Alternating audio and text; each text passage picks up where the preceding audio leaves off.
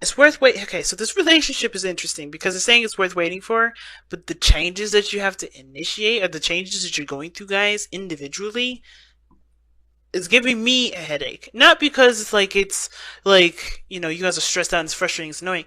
It's just so intense. With death coming up, that's scorpionic energy. So automatically I'm feeling it like, wow. In my face, it hurts. Like, it's like you guys are like changing and adjusting and letting go of things that you honestly, that had given you solace for a while, right? This has given you ability to move on from difficult situations. But this is letting go of, past disappointments. This is making space. Because you guys are presenting yourself as the Ace of Pentacles, as in, ready to start a new beginning. Something that's actually, that can lead to long-term commitment and stability. This is a really big beginning. This is a beginning that can last, not a beginning that can last a long time, but this is the beginning of a process that can go for a long time. That can go for years, potentially. Because you're putting down roots. You're making progress in the sense of, creating, long-term, long-term foundation, like, you're building stuff. I'm having a hard time finding words, but saying this is a committed relationship here. This is a relationship that can go far longer than just like let's just see how it works kind of thing. Because you do have intentions to potentially, build a legacy with this person. Get married, have kids, have grandchildren. You are trying to move beyond the stage of let's just see how it goes to let's build something that's substantial that can honestly, that could carry on through, through lifetimes. So, but it's going to require you to release them too at the same time. I think you guys are having to release them, but even though you know that you're showing them and you're ready to start putting in the work necessary, and some of you guys, this person's already in your life, but there's some old stuff that you have to get rid of because you do want to start this new beginning. You're avidly changing and transitioning your life and transitioning your own mindset because you see the potential for great happiness in this relationship. You see that this person can go with you down so many paths, so many things. Like, you guys see each other as, something amazing, because the sun is telling me this. Even though you guys go through constant struggles of feeling left out in the cold, not feeling like you guys, like, there's some things that you guys both suffer with in regards to not just material finances or material things, but mostly emotional, because I feel like you guys have struggled in your life and have gone through difficulties in your life, and you guys get each other in that range. You guys get each other that you guys are always fighting. You guys always have to hustle. Like, that's the hustle. Like, I feel like the Five of Pentacles is the hustler card.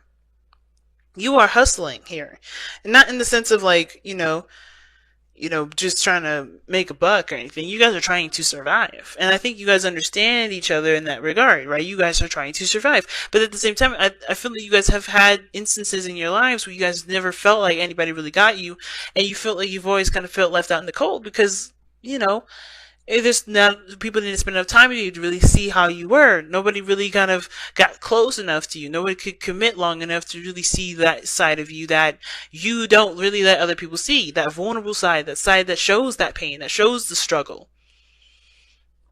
And you guys seen that in each other. And I think that's awesome. But the challenge now is the Seven of Cups. And I'm like, so the challenge is figuring out what path you guys are going to take, what dreams you guys are going to pursue. Because I think there's two things, right? There's the ego, the Aries, right? This is the card for Aries, the Emperor. But this is not because of you, Aries, that's the problem. I think it has to do with the ego, right? What everybody wants to prove to themselves. I think everybody's stubborn. And I think that's why death is coming up for you, because I think you guys know that in order for there to be, anything with you and this person, you have to let go of that egotistical part that's, that wants to stay the same, that wants to keep things the way they've always been. Right? But then, because I think you guys are already understanding that, but this person here, like, I didn't even touch on them, but the Seven of Swords, like, I think they've taken a leap of faith and taken a risk too, But the hard part for them is that they're leaving behind their, this challenge is getting over the stubbornness as well. Right? They have to overcome their stubbornness. And I asked, in what regards is the Seven of Cups coming up for you guys as a challenge? And it's it's temperance. It's pursuing your own happiness. It's picking a path that makes you feel that really connects with your heart, like personal projects. Making yourself stronger individually. Because temperance isn't just a card of harmony and balance, right? Because I think that's that's part of it too. You guys want a harmonious, balanced relationship between you and this person without the fighting of of the ego. And I think that's part of it, but I think it's also leading your life in the way that you guys want to personally. What are your other dreams, your other aspirations? Because you guys work together to overcome a lot of struggles. I think this is about an individual thing now. This is about individually finding your way, finding what makes you happy, and not needing the other person. Is recapturing that independence. So, that said, I think this person here is the Seven of Swords. This person either snuck away or sneaking away. This person is taking a leap of faith, right? This person sees this as a very huge risk that they're not even sure that they're willing to take. Because why? Remember, we have the Nine of Wands as your underlying energy, and as you just seen here, underneath that is the Nine of Pentacles. Staying in your comfort zone. That's the Nine of Pentacles is comfort zone. Nine of Wands is defensiveness. Now, at the same time, the Nine of Wands does talk about somebody not giving up on the situation. There's a lot of stances that y'all can take here. You could take, you're not giving up on this relationship, so therefore it's willing, you see this as worth waiting for. Same time, this person may be feeling like they're not letting go of their of what made them independent, which is that Nine of Pentacles, that's comfort zone. And this is probably why this person is so defensive, because they know that a part of them doesn't have to have that guard up, that doesn't have to have that whole thing up, but they also isolate themselves doing that. They keep the good and the bad stuff out. They can't prosper that way. The Nine of Pentacles is like, yeah, you've gotten yourself to a really good start. But in order for you to have a new beginning and start something new, you have got to let that boundary down. You got to let that wall down. You can't just have it your way all the time. And it's not a bad thing to have it your way, but there is a need to compromise here. Especially if you want a new beginning, if you're tired of being bored. Because I get that sense too. Like, somebody here in this relationship is bored with how things are, and they know that there's a risk out there that probably is worth taking, but they're not sure because they are not coming from a place of seeing prosperity. You're looking at the situation as, I don't want to lose what I've already built. I don't want to put myself in a situation where not just that I rely on people, which is not the case. You don't rely on anybody in this reading. Like in a relationship, you don't rely on nobody. It's a plus to put your trust into someone else, but you don't have to. I think that's the thing that, this is kind of getting a little too, everybody feels like they're made, at least not this, Aries, I don't see this from your part. I see the other person feeling like, they may lose themselves in a sense. Or they may, lose that sense of individuality. But that's not the case. They're a strong individual, I can see that. But their resistance is denying them happiness, and they know it. Why? Because how they're presenting themselves is the Lovers. Now, the Lovers is not the balance between your head and your heart. That's the Chariot. But this, is the cross between your head and your heart.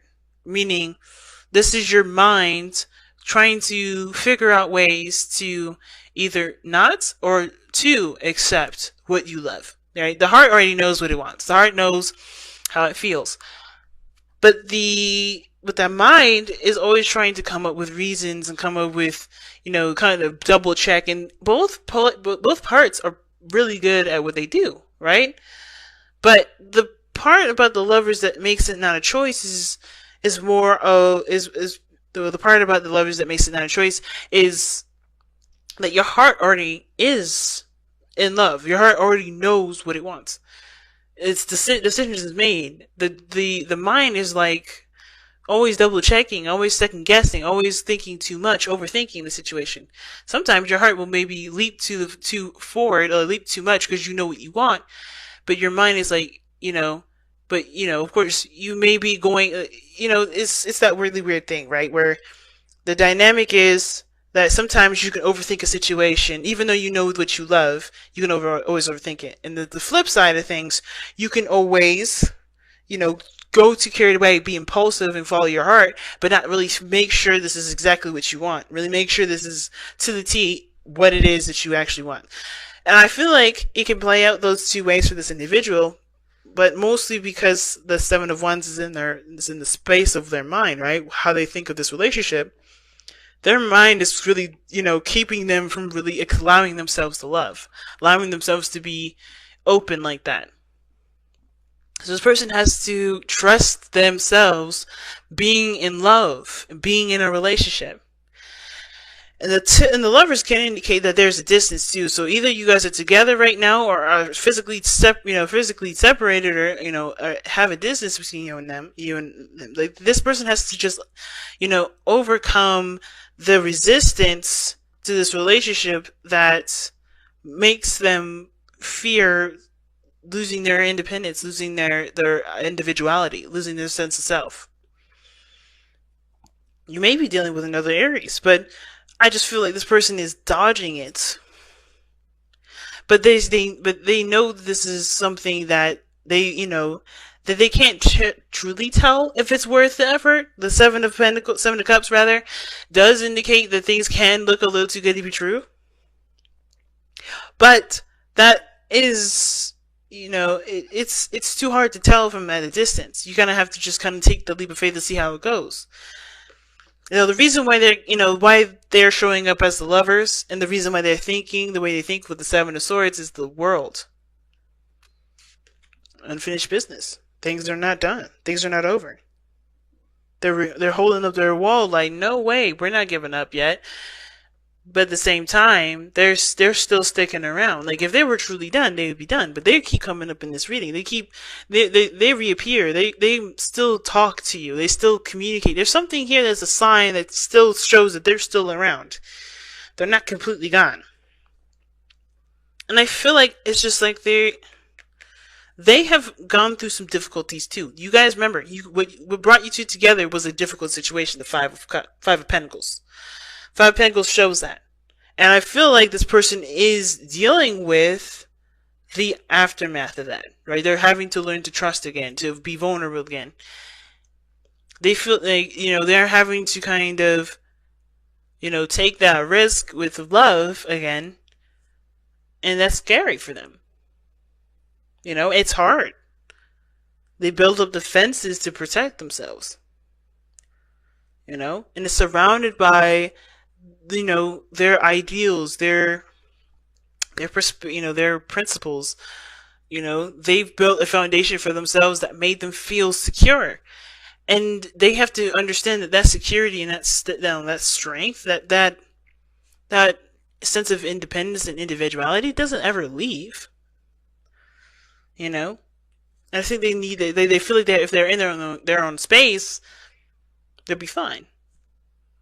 But they're denying themselves love. It could be you too, to be honest. It could be you too, Aries. Because death is not an easy energy. I do see that some of you guys are really opening yourselves up to love. Opening yourself up to a new beginning. That sun there is like beaming in my face. It's like, yes. It's tough because you guys understand what needs to be forgiven, what needs to be released in order for there to be space and for that person to come in to create something with you.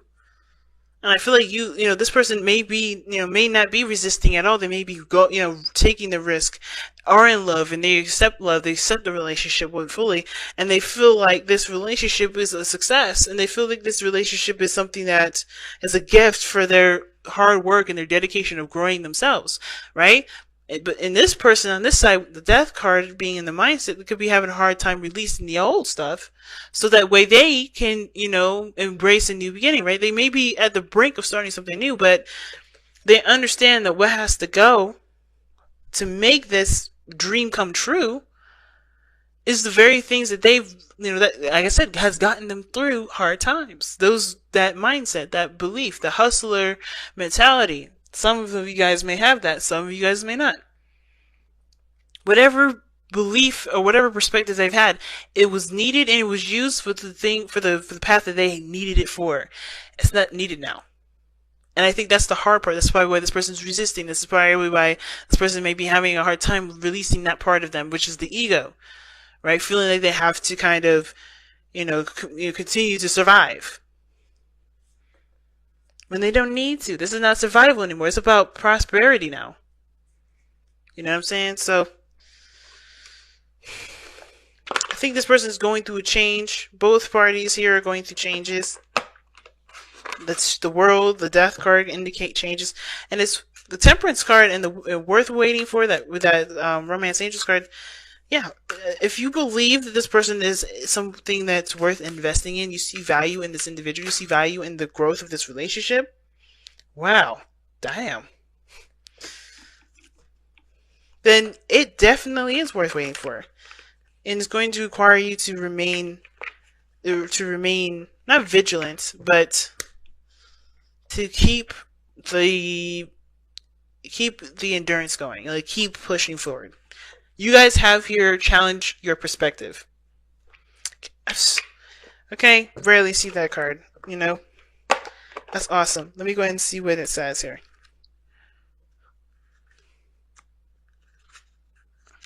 Alright, challenge your perspective. You cannot challenge an outdated perspective or one born from a lack of understanding if you're unwilling to put aside your feelings and beliefs and embrace another's point of view. To do so makes you aware of the whole and stands you up on high, where you can see that both parties involved in a dispute can act against an injustice.